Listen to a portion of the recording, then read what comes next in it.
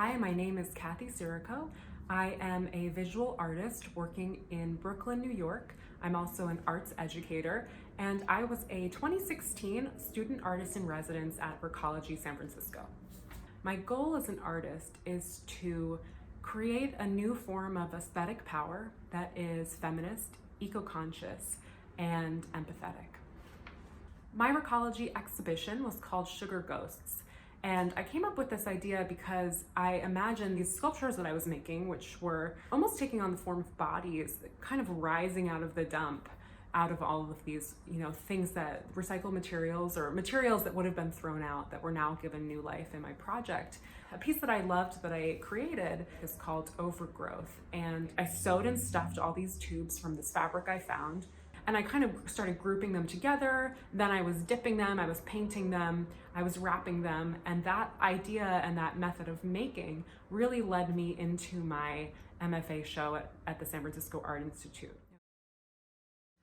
I would describe my Recology experience as transformational, both within my art practice and in my personal life with how I consume.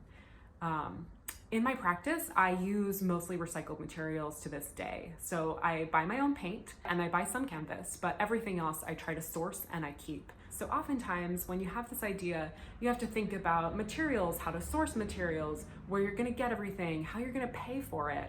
At Recology, I was able to put on my hard hat, grab my shopping cart, and off I went to scavenge. So I would find so much stuff. I mean, the amount of waste that is being thrown out is astronomical, and I don't think you realize it as an average person until you've really been in that site at that dump. I just finished up a new project. It's behind me right now. It's very colorful. It's about 10 feet long and it's made mostly out of painted surfaces, so something like this. A lot of these scraps are from previous projects. Some of them are from organizations that collect old fabric that would normally be thrown out, that you can buy at low cost and use. And I keep all of them, even when they're this big, because I'll use it. I have my studio is a huge mess. I love it. It's creative chaos. So I keep all my pieces there too. Yarn, collage, and so I do that, and I also paint. Some of these surfaces, I'll just show you, are upholstered. So these are kind of stuffed in here. I have a lot of it sort of movable. You can kind of see how the whole piece sort of will come off the wall. I also have some faux fur, all kinds of stuff that I've collected. And so that's what I've been working on, and it's been really wonderful. I just finished it, so it's time to make something new, I think. My message to aspiring artists is to create as much as possible.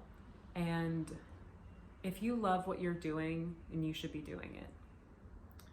My other message to artists is that there are materials all around you. You don't have to, have a lot of money to buy materials. You don't have to wait for a trip to the art store to find materials. They're all around you, and all you have to do is look.